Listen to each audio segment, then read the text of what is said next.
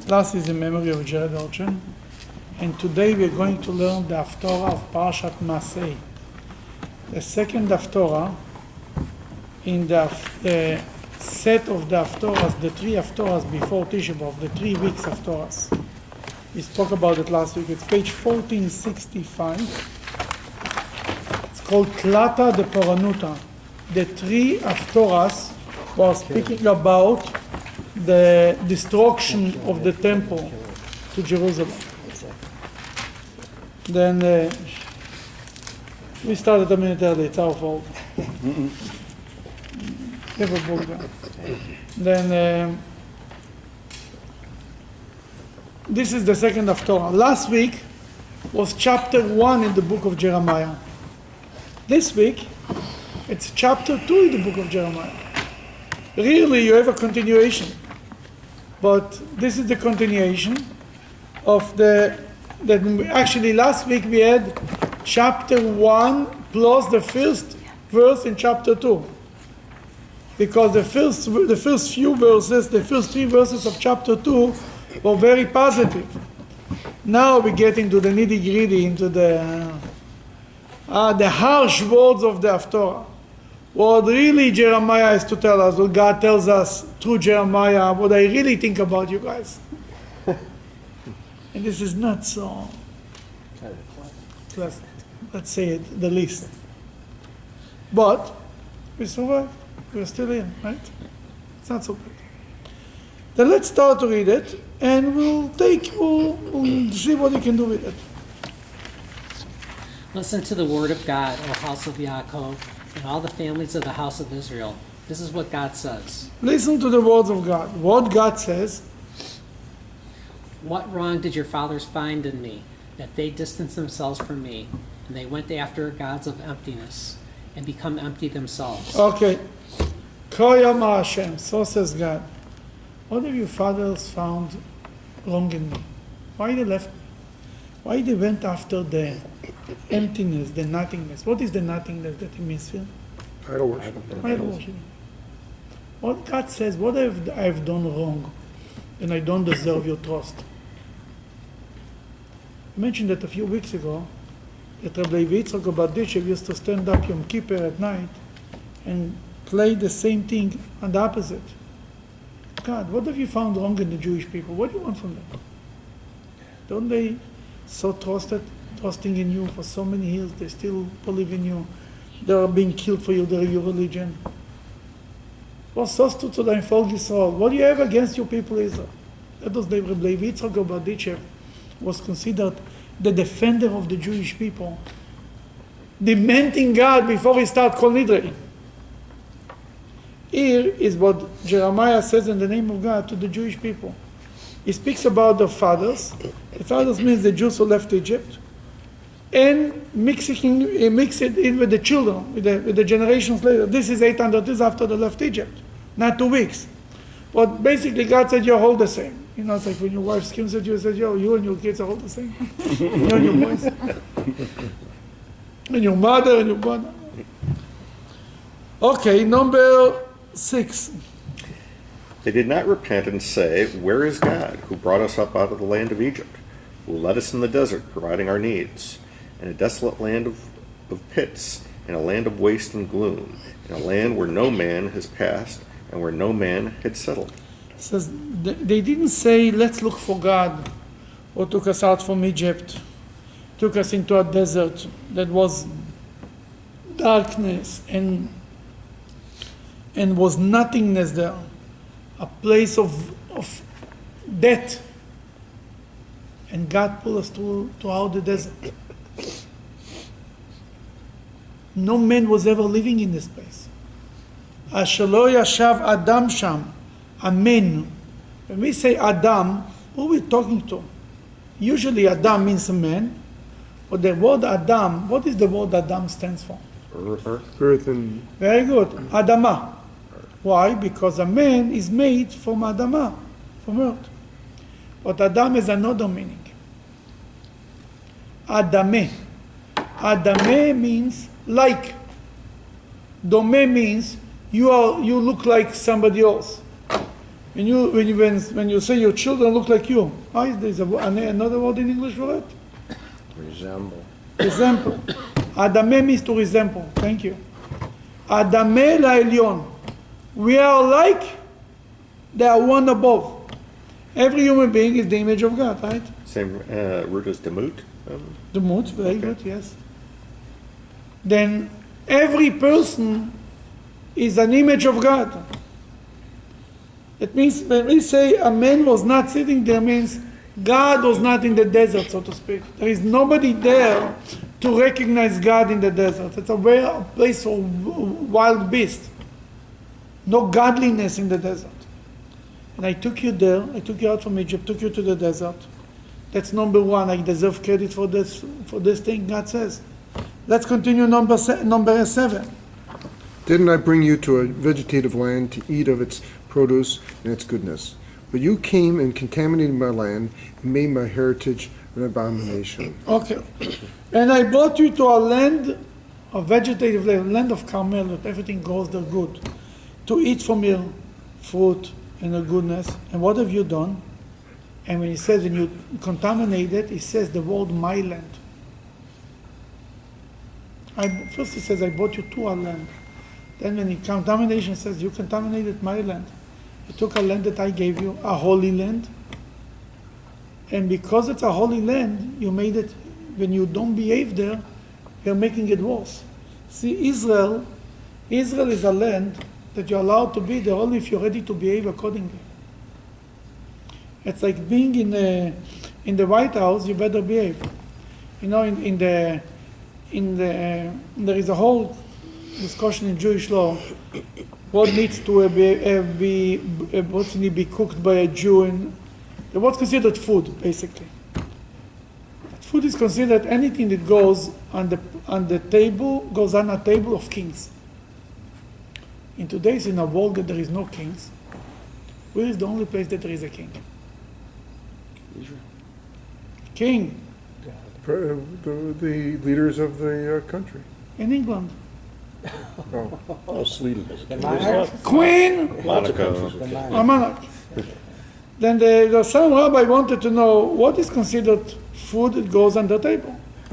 That he called the chef in the queen's palace. He told them like this: anything that you touch with the hand doesn't go up on the table. No such thing as eating with the hand. Not pretzels and not on the table. No such thing as eating with the hand.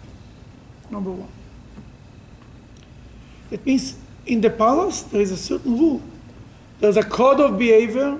Before you go to see the queen, they give you a whole training. How you stand in front of her, now you talk to her, now you shake the hand, now.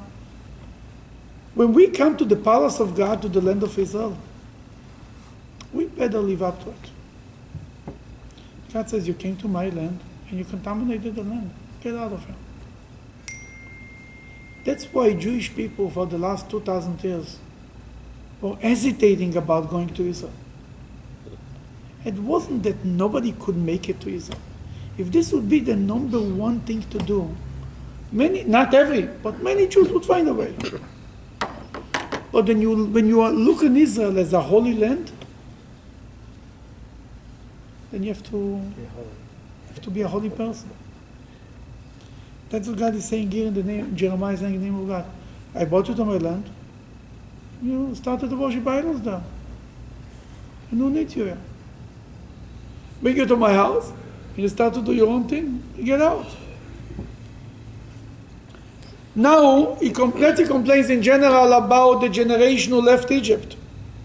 He brought them from Egypt to the land of Israel. Over the last 800 years, many of them worshipped idols. Now he says, number 8, the priest. The priests who were supposed to teach truth did not teach the people to say, "Where is God? Why have you abandoned him?" Those who hold on to the Torah did not want to know of me, and the kings who are shepherds of the people rebelled against me, and the prophets prophesied in the name of the deity Baal and followed futility. Therefore I will Whoa. Let's stop right here. Here is a complaint against 4 types of people. The Kohens. The original job of the Kohen, as is mentioned a few times, is not just to be in the temple. A regular Kohen was serving in a temple in a good mood 2 days a year. There were 24 groups used to come from the Kohens. Every group, every, what do you call it, like in the army, every unit was serving 1 week. And let's say you belong to a unit, you come one week to the temple, from Sunday to Saturday. That's your week. Any Kohen here? Oh, here's a Kohen. Every day they used to make a raffle. Let's say they need 50 people to serve in the temple. That's it. If you won the raffle, you're serving. If you didn't win, you wait for next day, for the third day. Basically, let's say every group was 300 Kohens. That if you had 1 day in the temple during this week, fine. 24 groups. How often you come to the temple? If every group has a week. Twice a year. Then twice a year, for 2 days, you were in the temple. What is he doing the rest of the year? Selling ice cream. That's nice. All the Kohens in the time of the temple, before, when he was in his last life, in his past life, that the job of the Kohens was to teach the Torah. They were the leaders. They were the rabbis. Yoru mishpatecha leYaakov v'toratcha leYisrael.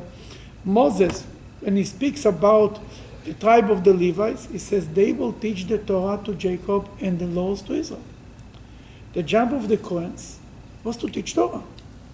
That he says, Kohanim, that's what he says. The priests who are supposed to teach the truth did not teach the people to say, where is God? Why have you abandoned him? They didn't tell the people, they didn't teach the people, to search for God. You have to teach the kids to search for God. How should they know about God if nobody is teaching them? That God is complaining, we are the Kohens. Then he goes to the next step.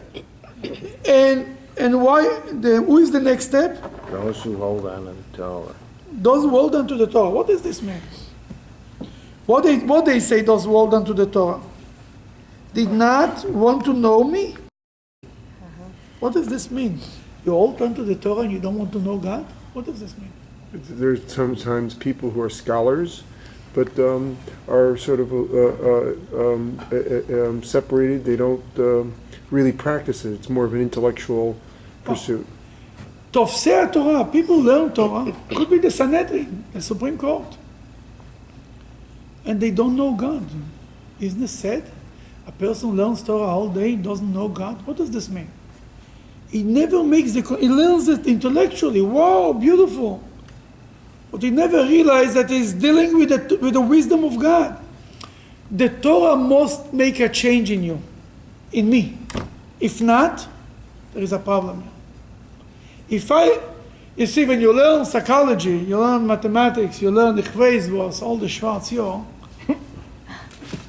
it doesn't have to affect you. You learn philosophy. Why you don't behave? I don't. Because I need to get a PhD. I learned. In Judaism, what you learn must make a different change in you. That if the Torah did not make a change in the person, then he said, Tofsei Torah, the people who hold on to the Torah, didn't know me.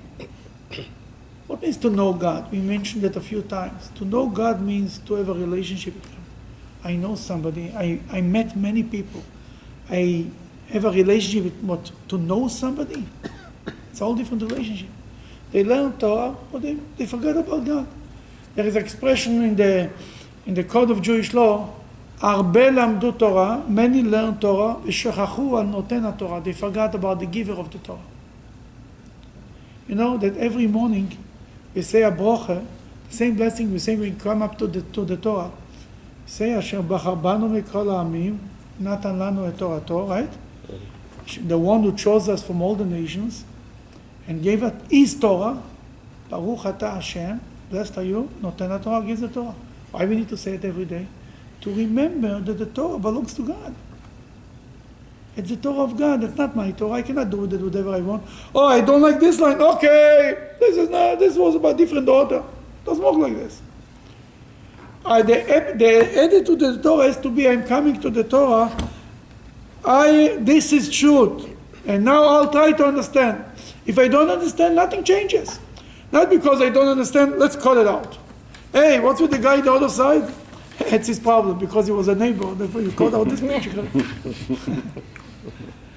Because the guy used to learn when he used to learn Talmud. Whoever didn't like what Rashi says used to cut it out. Tell him, what's with the Rashi? Don't say. He said, too bad. It's his problem. It's his neighbor. Let him suffer too. We don't cut out something we don't like. That was the problem there. The Tofsei Torah. You see, God doesn't complain to the regular people. God complains to the leaders.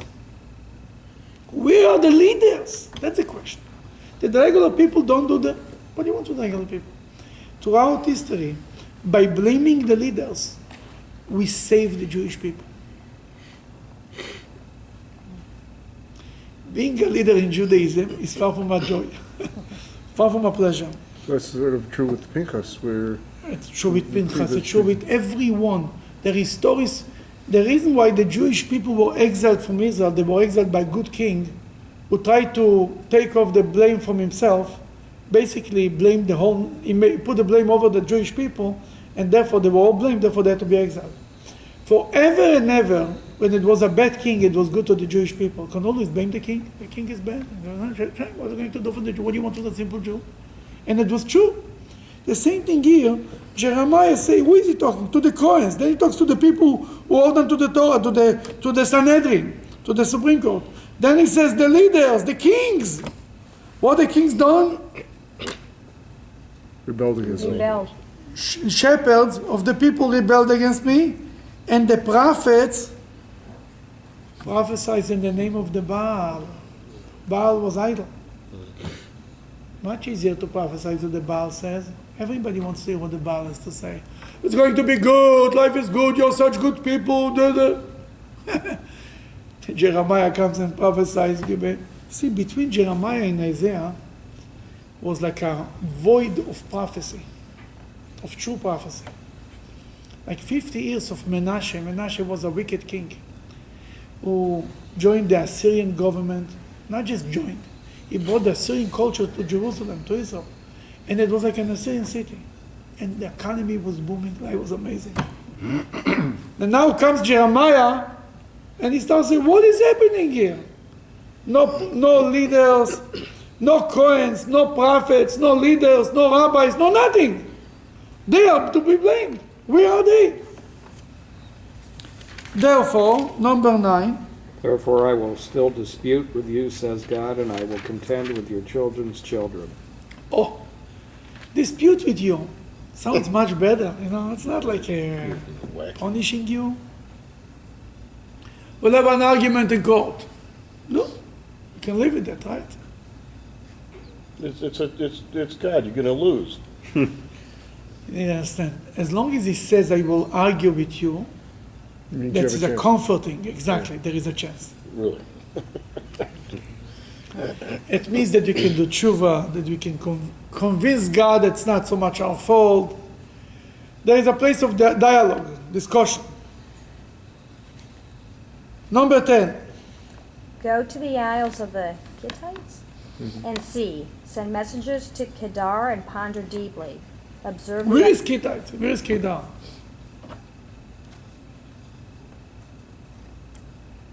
I read where it is and I forgot.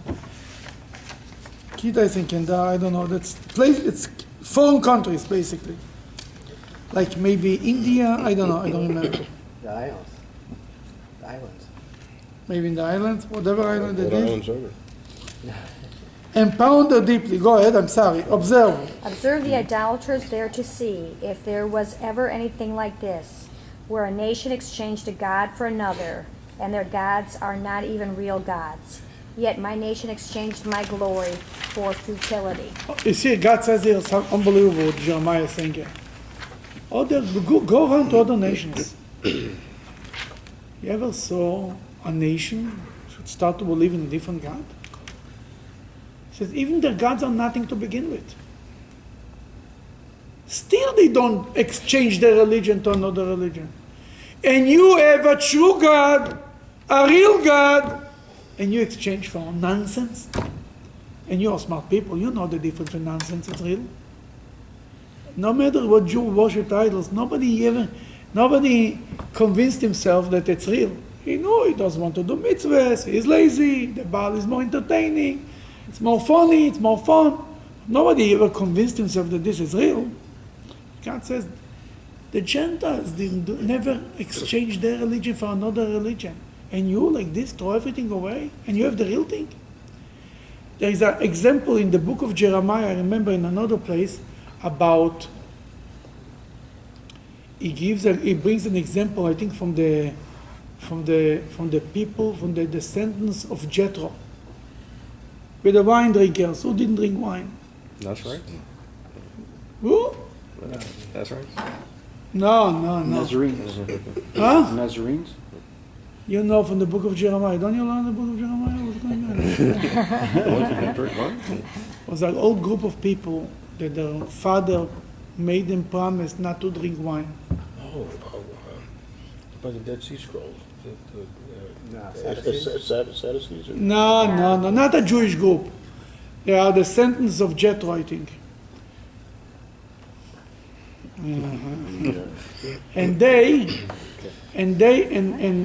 Jeremiah takes them. Yeah, look up. I want to know there. What's the name? I forgot the name. And Jeremiah brings them to the Jews as an example. Look, they had a father who lived 100,000 years ago, and told them not to drink wine, and I think also something else, and to live in tents, and they live up to their Godfather's promise. And you guys cannot live to what God told you. Basically a similar example. He says, go all over the world. You ever heard of such a thing that people should change a God? Even that God is nonsense. They still don't change it. And you have to have the real thing and you change that. Khazars? No. You find it. Okay, number 12. Rabbi, I can't remember if it was last class, but I think you had said that God was shifting the power away from Israel to Iran. To What Babylon. was Assyria and then to From Iraq. Assyrian to Iraq, yeah. Here it is. It was Jeremiah 35. Yeah, what 6. do the people? Where they said, we will drink no wine for Yeah, what's the name of the people? Jonadab, the son of Rechab, Yonadav, yeah. the son of Rechab, our father commanded us, saying, ye shall drink no wine, Yeah. neither ye nor your Yonadav ben sons Rechab, forever. yeah. Exactly. And what is he bringing it as an example? What was the name? Jonadav ben Rechab, I think. Rachov, yeah. Rachov. Remember the commercial? You should drink no wine before it's time. No, it's that's with a chet. Rakov with a chof. Achov. And he's using it as an example to the Jews to point out that the Jews should also observe their religion, the traditions. Cyprus. Huh? Cyprus. What, the Cyprus? Hittites? Oh, maybe those are the islands, No, the Greek it's islands. They're called the Rechabits. Rechabites. They're called the Rechabites. That's what I Yeah, call but I think they are descendants of Jethro. No, it is. That is. That's how I looked it up. Yeah. I said descendants of Jethro who don't drink wine. Very good. That's how I found it. That's a Very long good. lead there. Very nice. Very literal. So if God was shifting the power from Syria to Iraq, to Yeah. Babylon, why is it a surprise that Israel itself, whatever that it is then, was devastated, that they wouldn't follow anything, because they're being assimilated basically into Assyrian culture and to Babylonian culture. Why it's a surprise? God says, you have a real thing, you lose it. Well, clearly there was. The Babylon was to control them, doesn't mean you have to assimilate. That's not because we live in America, it means we have to assimilate. Does he prophesize But isn't it, that's what people do?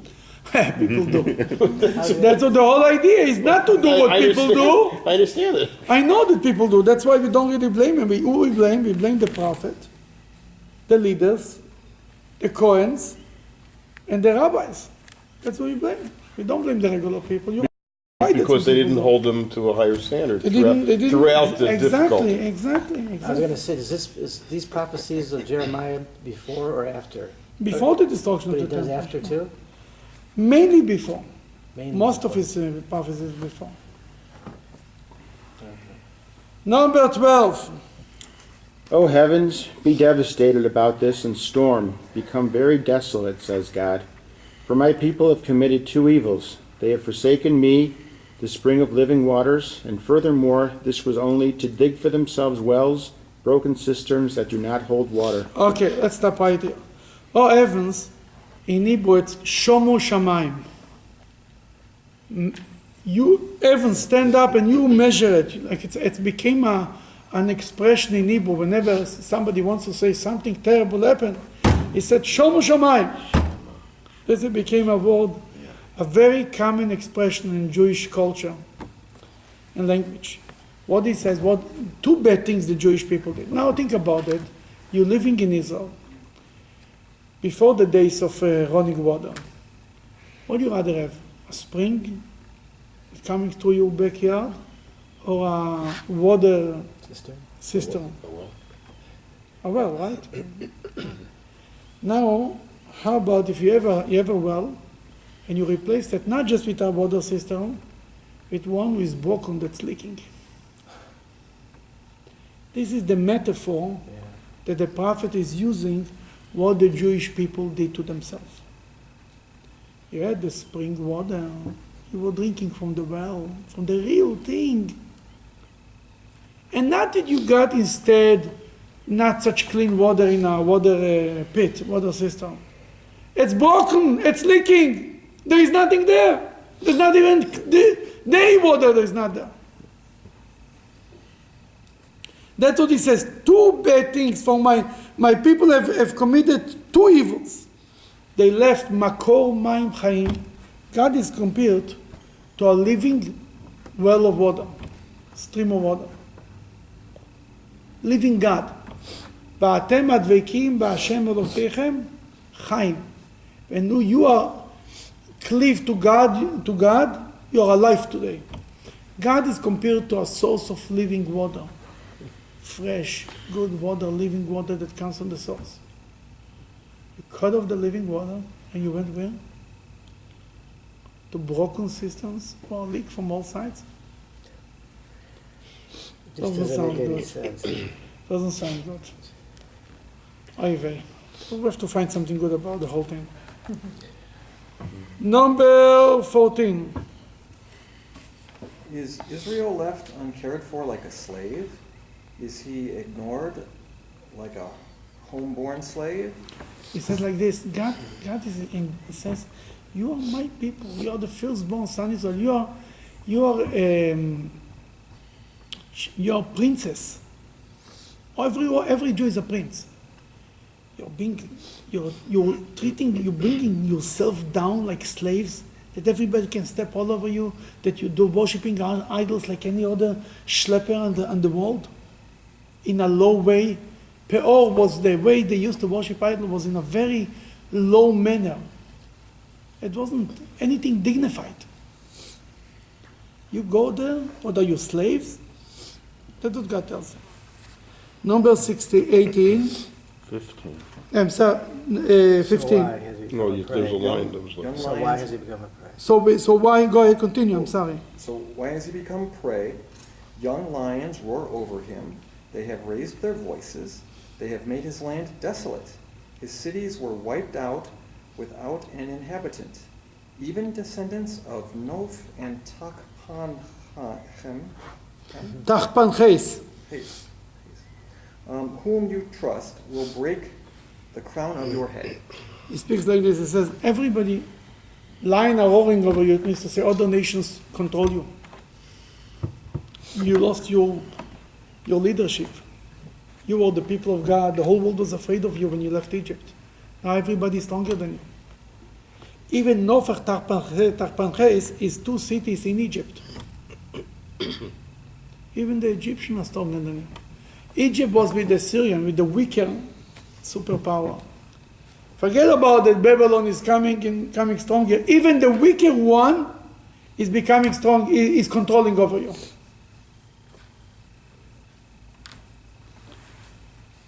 Okay, let's continue. If this is not brought upon you by abandoning God, your God at this time, he was leading you on the right path. Okay, he says, isn't this came to you because you abandoned God when he took you on the road, on the way? Number 18, continue. Now, why are you taking the path of relying on Egyptian assistance, drinking the water of Shechar? Why do you follow the path of the Assyrian assistance, drinking the water of the Euphrates River, when the only source of true assistance Okay, let's is stop right God? here. He says, he compares them, he says, you're going to Egypt, you're trying to drink the water of the Nile River. Shechor is the Nile, it's called Shachor because the water was a lot of dirty water. Why are you running after the Assyrian to drink the water of the Euphrates? Why are you going to other nations to try to be like them? To try to drink from their water, spiritual water, cultural water, whatever it is, to try to be like them. Number 19. Your evil will chastise you, and you will be rebuked for following the thoughts of your heart. You will know and see that abandoning God, your God, is evil and bitter. Fear of me was not upon you, says the Almighty God of hosts. Oy vey, it doesn't sound good. What does this mean? Yasrich rosech. Your evil will chastise you. What does this mean? Your own conscience will plague you. Your own Your own actions. Your own sins will punish you. Basically, God doesn't punish you.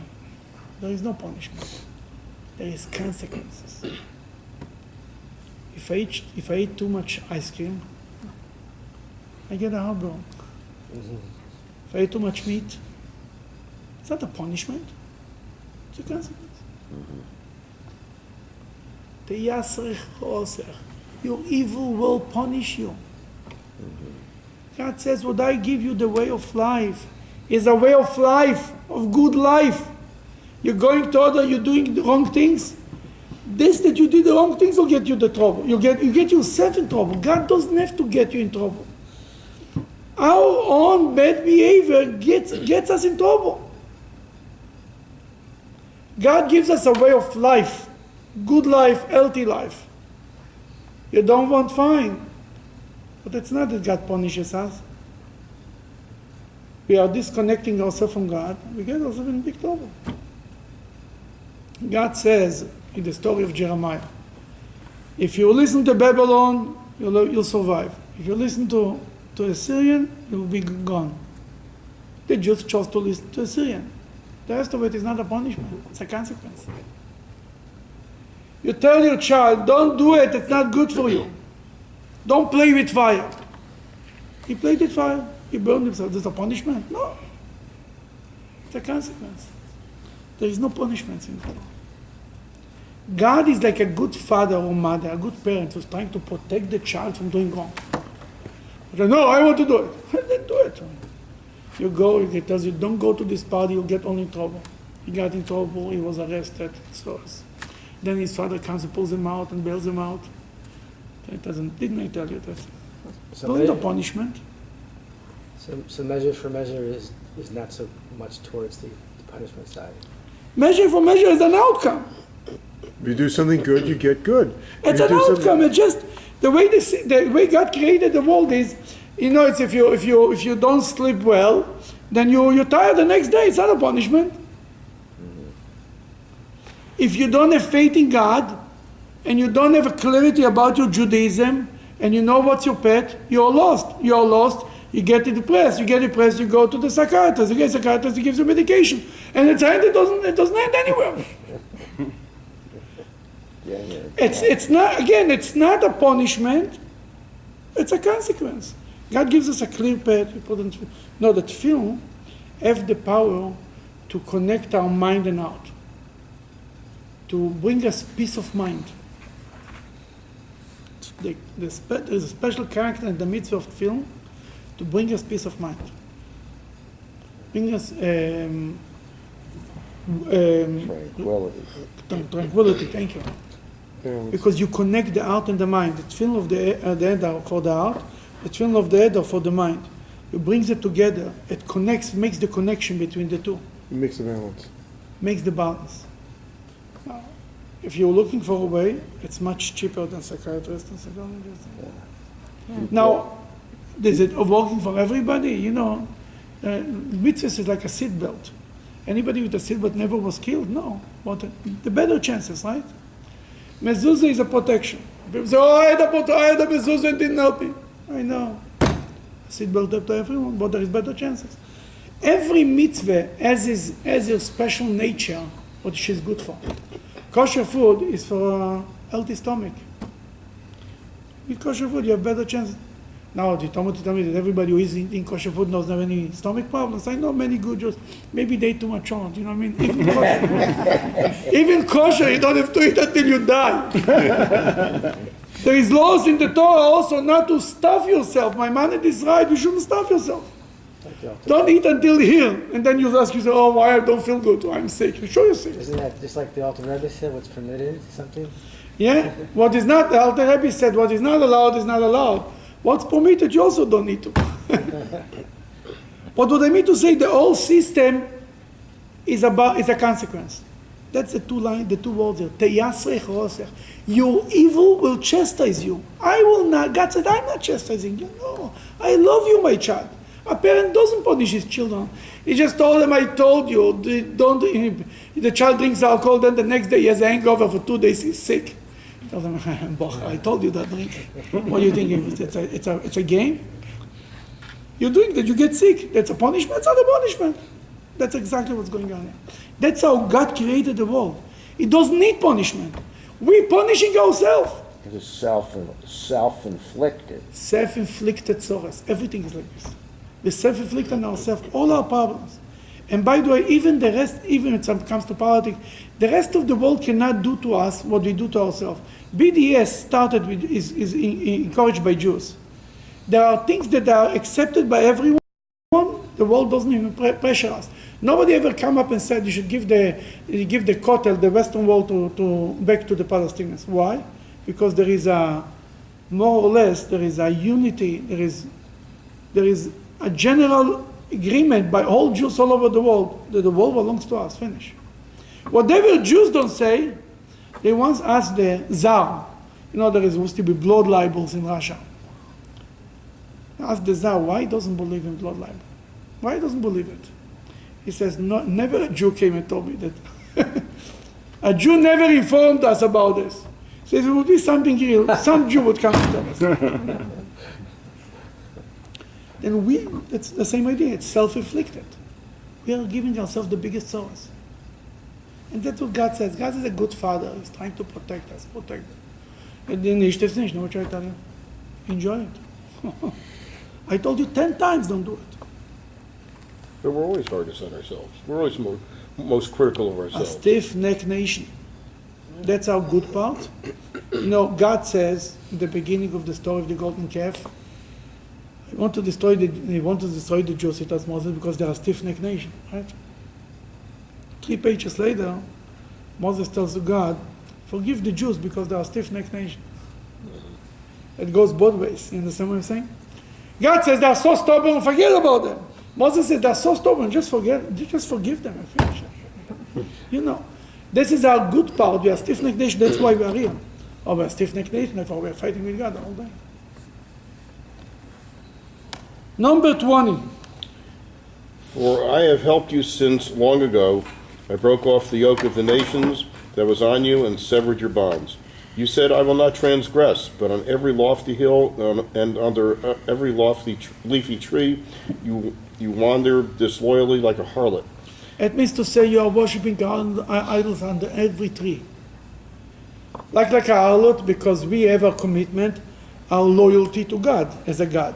And we worship other idols. We are like a harlot.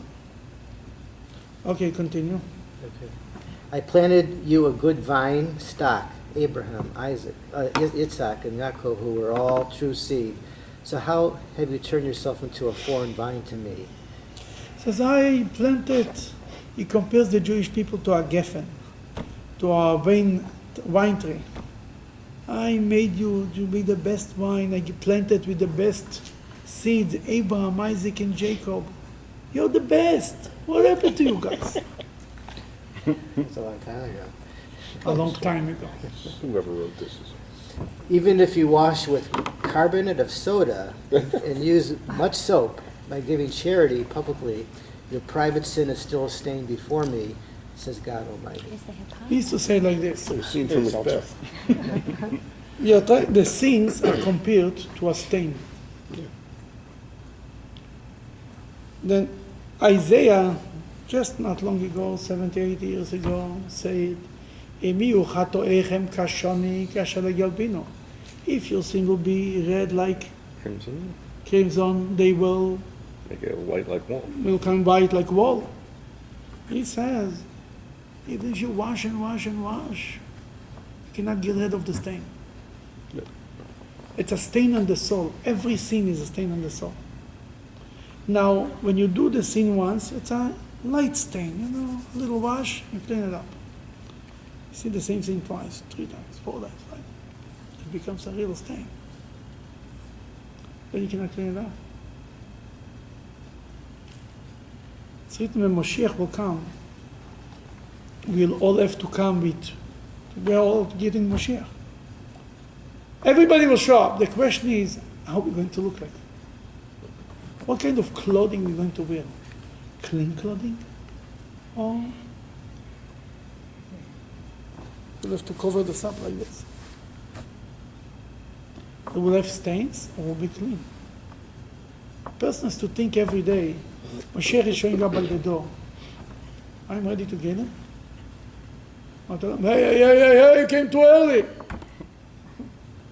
Then there is certain things we can do tshuva, and we can wash this off. Certain things, God says here, no matter how much soap you use. Why wait for Mashiach? Yeah, it's really interesting. That's that scene from Shakespeare, from Macbeth, where he's washing toilet Wash the blood out. Can't get it It's the out. scene right out at Yeah, it's a book of reference. What is the story? He tries to wash up the blood from. He killed somebody. He tries to wash the blood from the Yeah, sin. He cannot get rid of it. out damn spot or whatever it is, and he's rubbing and rubbing and rubbing. It's exactly what you did. He's rubbing and rubbing and can't get the stain out. In Hamlet. Yeah, he was familiar with Was his it Bible. Hamlet or it was one of them? Someone he wrote. Yeah, it's true. See, even Shakespeare agrees with us. I think that Shakespeare actually got it here. I know. Okay, we are in number 23. How could you possibly say, I have not been defiled? I have not gone after the deities of Baal. Look at what you have done in the valley when you worship Baal. Think about what you have done. You swift young she-camel, clinging to her ways. You are like a wild donkey accustomed to the desert that runs around whenever she wants, drawing the wind into her mouth as she runs fast, like a donkey that seems pained to stay in one place. Can anybody make her go back again? Okay, what is he saying? He's saying is you say you didn't sin, but you like to run around like a free donkey, like a camel. There's no control, running around in the desert, do whatever you want. Then he brings an example from the donkey that runs around in the desert, and draws here and continue. All who seek to catch her will not grow weary. In her last month of pregnancy, she will move slowly, and then they will find her. Likewise, the Jewish people are heavy with sins and are easily caught by their enemies. Okay, in the last month of pregnancy, this animal is being caught easy. And which is the last month that we are caught easy? Oh. Baal PR. Which month? Of. The month of Av, this coming month that Friday starts, Av, Tisha B'Av. Right. Tisha B'Av is the month we have the destruction of the first temple, the sin of the Jews in the world didn't want to enter the land of Israel, then was the first temple, the second temple, the expulsion from Spain, the expulsion from England. All Tzores happened in this month, on this day. This is the night. Kristallnacht happened when? Isn't it right around there? 1938. I think so. It was Which month? No, it was Luther's 1938. birthday. There was some incident. I'm sure that there was more than one incident There's a happened. Holocaust. Was on Tisha B'Av. The Holocaust is Beitar? one long Tisha B'Av. Beitar, right? Beitar happened on Tisha B'Av. Very good. The destruction of Beitar with Bar Kokhba happened on Tisha B'Av. Breaking of the tablets. That's the 17th of Tammuz. 17. Of Tammuz. That's the fast. Yeah, that's why we fasted. Then what we're saying here is, they will catch up to you. All the sins will catch up to you. Okay, number 29, 20. I just have a number Five. 23. It says, I Yeah. have not been defiled, I have not gone after the... So The the Jew Jewish says- people are just telling God? Yeah, that I kind of, haven't done yes. that? I'm not so bad. How could they get away with that? Not every Jew did bad, you need to understand. There is good Jews and less good, and some did more, some generations were better, some generations were worse. It's not like everybody was bad. Number 25. You thought of correcting your deeds to prevent your foot from going barefoot and your throat from thirst in the exile. But you said, I give up hope of serving God. No, for I love strange gods, and I will follow them. It says, God speaks, so to speak, he tells Jeremiah what the Jewish people say. I don't want to go to exile, but I gave up. Anyway, we're going to exile. Anyway, we're bad. Anyway, we're lost. And let's at least enjoy other gods.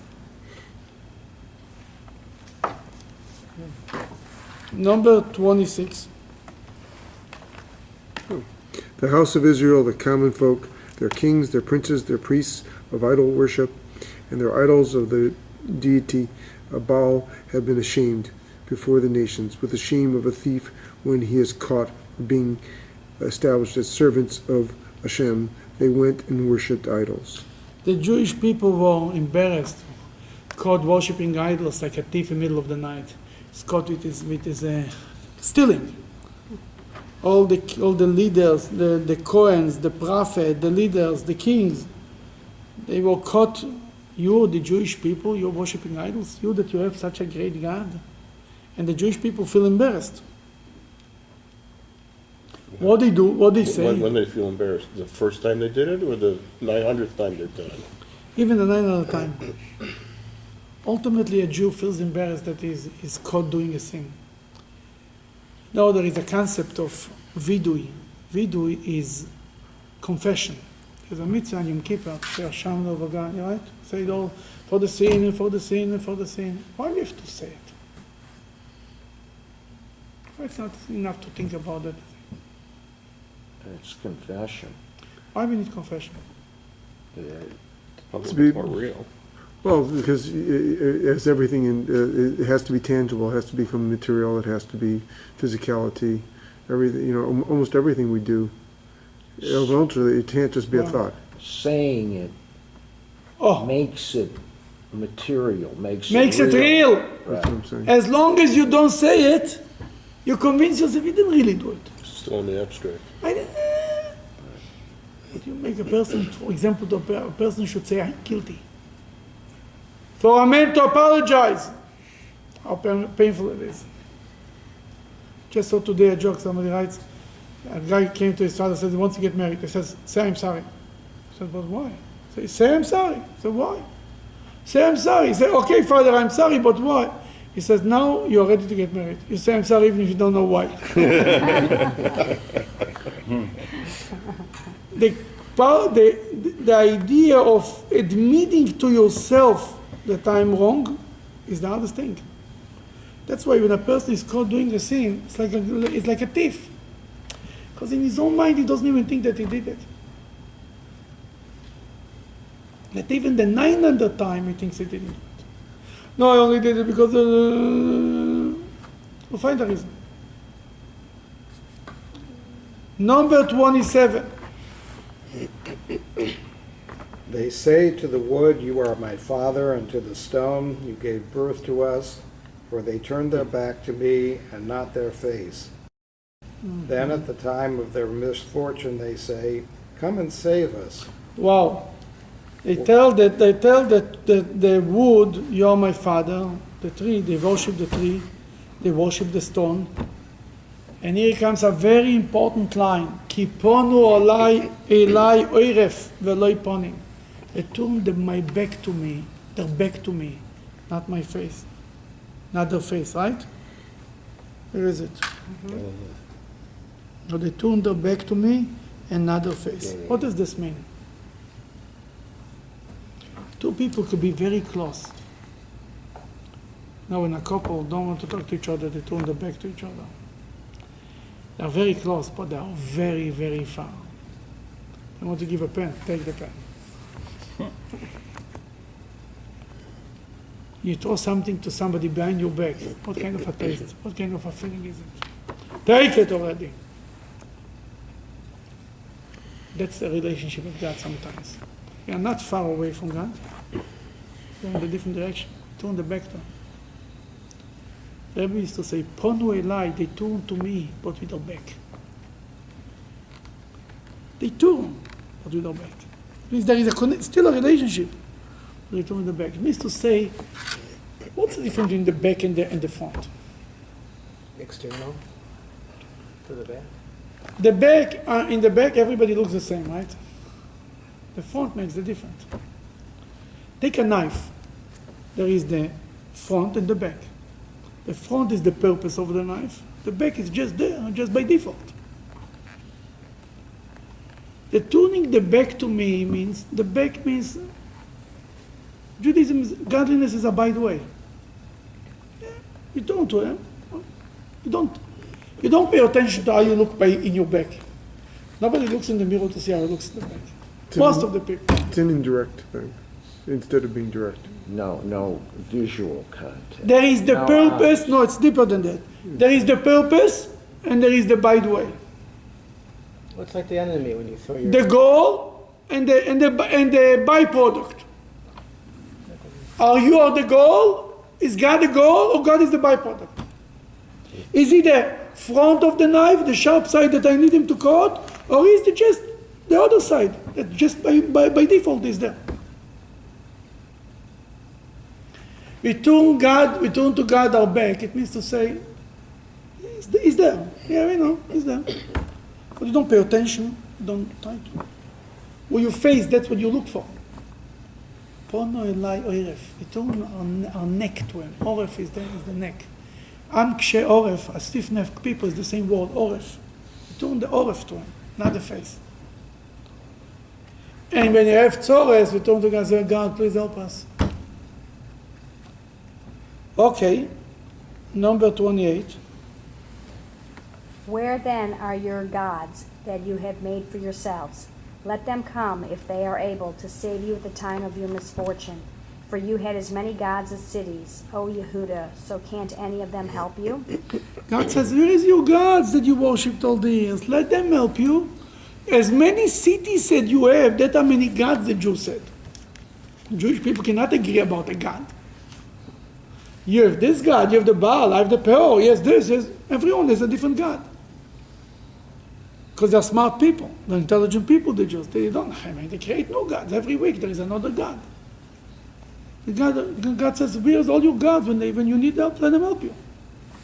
But we cannot finish the Haftorah on such a note, right? Mm-hmm. Then we continue in chapter 3. We don't read the rest of the stuff here? What? That's the next line is from chapter 3. That's what I'm saying. This is, we finished chapter 2 of the book of Jeremiah. We skip to the fourth verse of chapter 3. Let's read it in English. Will you not? Where is it? It's right there. Oh. 4. Will you not from now call me my father? You are the master of my youth. Aha. After all, God is the master of our youth. Continue. The next verse. That's from chapter 4, the beginning of chapter 4. If you return, O Israel, and confess your sins, says God, then you will have returned to me. If you remove your detestable things from my presence in Jerusalem, you will not wander in exile. If you will swear as God lives when promising to do truth and justice and righteousness, and not swear with my name to do falsehood, as you do now, the nations will bless themselves by wishing others that they should be like you. That we finish the Haftorah in a positive note. We didn't bring people to shul to scream at them. Eventually God says, if you will come back, Israel, you will be mine. And if you will swear with truth that you'll do justice and charity. In Judaism, every time justice goes together with charity. It's a justice that is supposed to be done with charity. Even the justice has to be done with charity. Not a justice that will go all the way to the end, no matter what. The justice has to also be done with charity, with love, kindness. Don't be a judge that goes all the way, that's the truth, too bad. It doesn't work like this. And God says, in this case, the whole nation of the world will praise you and they will want to be like you. That's how we finish the Haftarah this week. After all these things, ultimately, a father remains a father.